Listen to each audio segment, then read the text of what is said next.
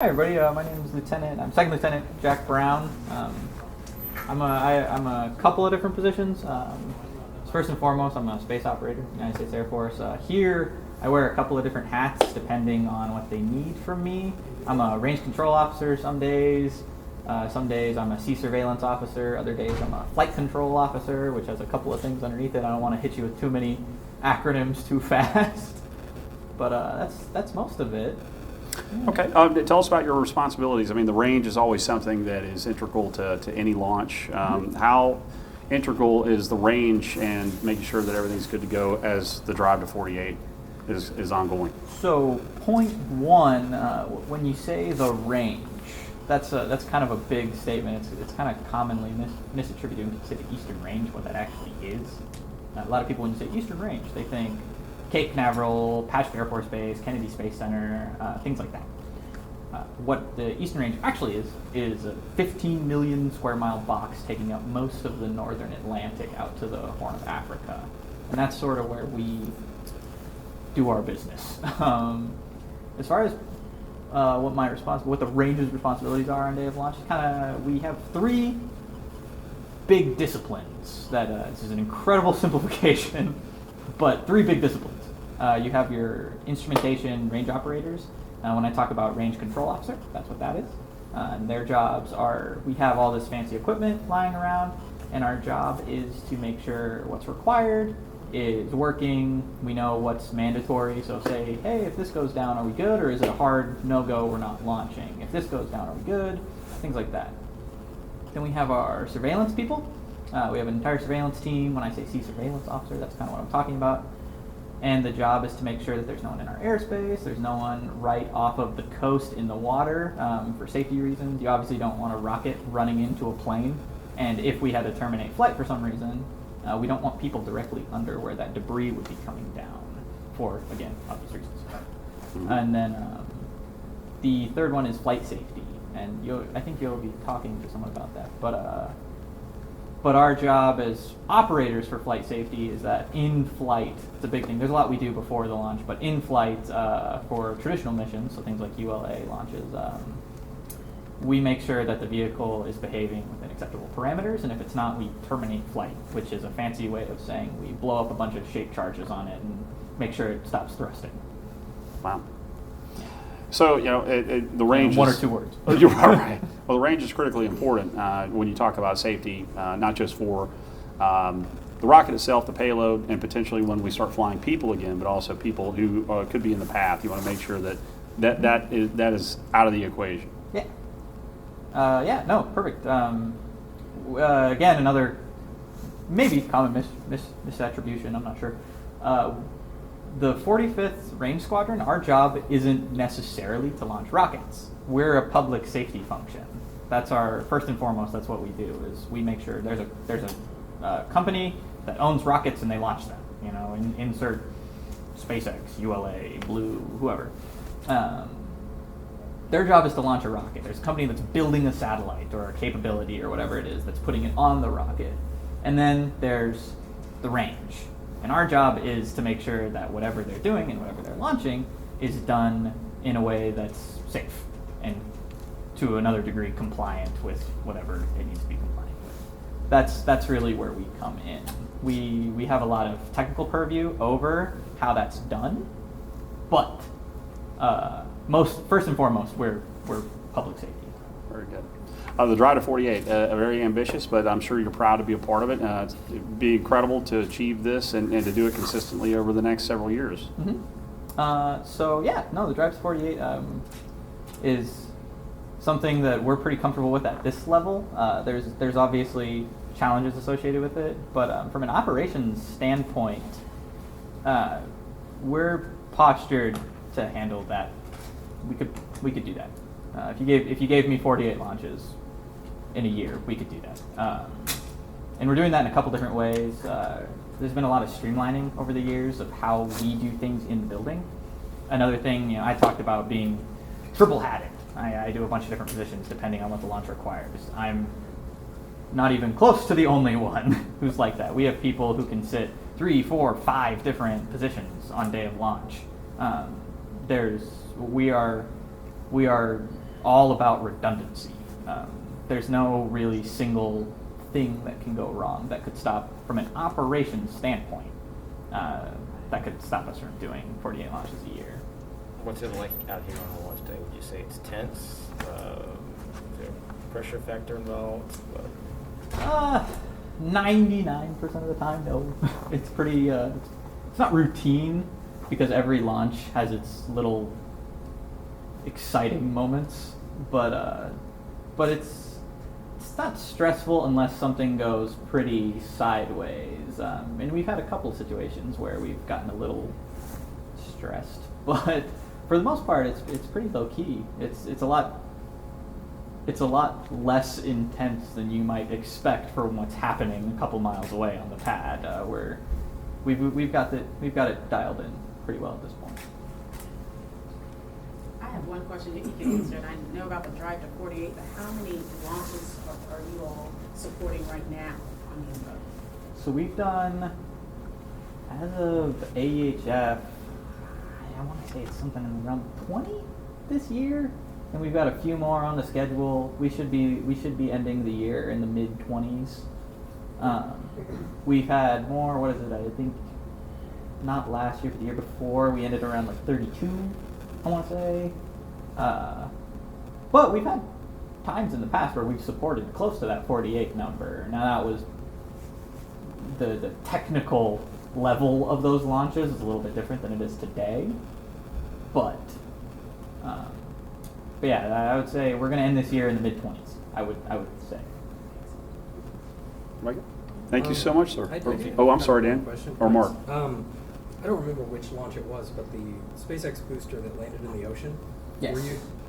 What is the room like when something like that is happening specifically? So SpaceX is special. They're a special beast because they don't use our flight safety systems. Everyone here has heard of Autonomous Flight Safety System. So they're a little bit, it's significantly more low-key on a SpaceX mission around here because they have a lot of their own infrastructure, they use a lot of their own capabilities, they don't use many personnel lying around. That being said, trying to figure out how to, obviously there's not a procedure for what happens when the returning booster lands in the water instead of on the pad. We don't really have a checklist for that. So it was a little bit tense just trying to figure out legally who we needed to tell. There's a couple legal concerns whenever we do a launch and whenever we do a landing, different organizations that we need to talk to about it. And so it was a little bit tricky figuring out who needed to know what, but we sorted it out pretty quick. It wasn't astronomical or anything. 4 or 5 minutes. My name is Paul Rossetti. I'm chief of the Launch Analysis section here on the Eastern Range, and within that group is comprised of flight and risk analysis personnel. Very good. Can you spell your last name to make sure? ROSATI. Okay, very good. Can you tell us a little bit about your responsibilities and also the bigger picture with the drive to 48? Yes, sir. So what we're going to start off with, I made a couple of notes here for myself. We're going to step through a little bit of a presentation. So what is comprised of the launch analysis section here on the Eastern Range is a flight risk analysis group and a risk analysis group. And the flight analysis group makes destruct lines, chevron lines, and green numbers. That is to keep a vehicle flying in its path and keeping unintended debris where it's supposed to go. It keeps it off of the continental United States from reaching back and hitting anywhere in Brevard County. This is for launch and flyback. And what I'd like to do, because I'm going to have to step down, is show you what a destruct line looks like.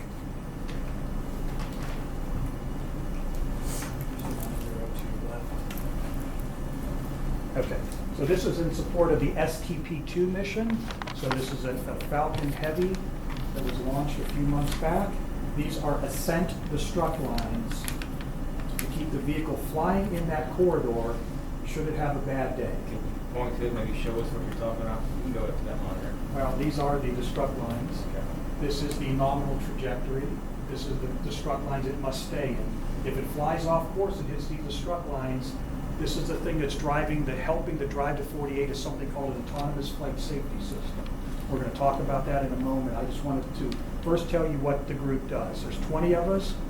About 60% of us have advanced degrees in some kind of mathematics, which is my advanced degree. I have a master's in math. Some of the other folks have masters in aerospace engineering. There's about 20 of us, and again, 60% have an advanced degree. So this is what the flight analysis group does. We make some destruct lines, make chevron lines, also makes flyback destruct lines, which is very important because that is going to protect the state of Florida and everything on Cape Canaveral and KSC property. So the vehicle flies back. If it hits these lines, it's going to knock it down and keep debris on our property. That's important. It cannot be done if that's not happening. So how this, let me just move on. So the next thing we do, again, we make the mission data loads. That is what goes on the Autonomous Flight Safety System that everyone is going to have to fly using the Autonomous Flight Safety Systems by 2023. That was edicted by General Raymond, a 4-star general at Space Command. So everyone is going to go to that right now. All the new folks, new being SpaceX, Blue Origin, all the other new commercial space programs that are coming onto the range, they're all flying Autonomous Flight Safety System. ULA and NASA have committed to flying it by 2023. That is a huge savings in time and cost. It is a 50% savings in time and a 50% savings in cost. Without the Autonomous Flight Safety System, we would have a very difficult time getting to the Drive 48. Okay, so I just want to show you what the destruct lines look like. We do mission data loads. We make these products. We give them to the range user to upload onto the Autonomous Flight Safety System on their launch vehicle. We do thousands of trajectory runs and testing before we turn this over. They do thousands of runs also to ensure that this will not blow up a perfectly good vehicle, and we're doing to show that it will blow up a bad vehicle. So that's what's going on. So then what the risk folks do is we calculate the aggregated risk to people, assets, and people in ships and boats. So these are just numerical, these are just numbers. It's not all that important for you to see them. It's just we are calculating the risk to people, both in the launch area and downrange overflight. This is what eats up a lot of time and what we've had to minimize. That's why I'm showing it to you. So these are the risks to people for that flight, both in the launch area and downrange overflight of Africa. And these are clear areas on the Cape. So if you've come out to do a launch, we're the folks that move you from where you want to be. And this is the reason why we move you. We make flight caution areas and flight hazard areas for ascent and descent, and that's what that's showing there. You're coming out for the Delta 3 mission. You're going to see the Delta 4 GPS 3 mission. You're going to see a much larger FCA, FHA, and you're not going to go to the north end of the ITL Causeway. There's also toxicants on that vehicle. We're performing all those assessments and moving you around if you're coming on base. We're also doing the same for workforce to keep them safe. So that's what's shown there. And we also do it in the ocean. It's called NOTAMs and NOTMARS, notice to mariners and notice to airmen. This is the notice to mariners. So this is what keeps the ships and boats away. They're not allowed in those areas. We do the same for aircraft, not allowed in that area. This is maybe a better picture taken out because it also shows you what's happening downrange. Again, this was the heavy, so you had two flying back. You had the center core landing out there where the red landing point, and then you had the debris, the parafoil for the payload fairing coming down in a circle, and that's where they wanted to catch it all. So we did all that analysis to tell them where to go. So why I wanted to show you all that is that normally took 60 days. As the drive to 48, we were requested to get that down to 30 days. We were able to do that, and now it takes us 30 days from when we get a final flight data package from the range user to when they can launch. And how we've done that is improvements in our models, getting down to one set of models, so we only get one delivery. The delivery we get from every range user is the same. That was important. Then another thing we did was AFSS, which we talked about. please, that is the foot stomper. That is saved 50% of the time and 50% of the cost. If we didn't do autonomous flight safety system, we could not be doing the drive to 48. We just couldn't get there. So that was extremely important. This also allows those that are doing command missions, i.e. the AEHF mission that was launched, the second mission of the two that were launched back to back, that allows the range to keep up on a command mission because not all of them are command. Quite frankly, only about 8 to 10 of them are command missions. The rest of the 48 are going to be AFSS. So that'll be much easier to meet. So and the next thing I wanted to tell you about is something called the computational clusters. We purchased 5 high-end computational clusters, $150,000 a piece. We also have one in the safe for classified missions. That has reduced our runtime to make all these products I just showed you.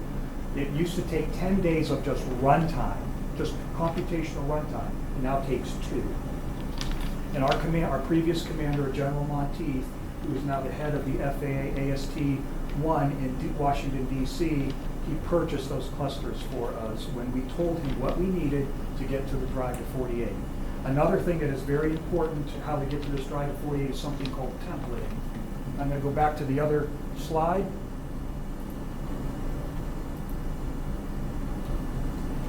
So what we've made here in the flight and risk analysis section is we made templates. That what we're trying to say is for every SpaceX vehicle that flies west, these destruct lines could be used again over and over again, and their mission data load does not have to be reproduced. It's just we just tell SpaceX the next mission coming up, they give us a data package, we do a check that takes about 4 hours, and we say, yes, you can reuse this set of templates. You can reuse this mission data load. No churn on the range's end. That has reduced us from 60 days down to 30 days to make all these products and support. So that's everything I had to say. If you guys have any questions. I did want to, if you don't mind, if you want to see a movie of debris ellipses, I can show you that. We can expand and fill the void. Or if you guys are done and you want to ask me questions, go ahead. What do you want? You want to see the debris ellipse movie, or do you want to ask questions? Or you want to do both? I can do both. Maybe.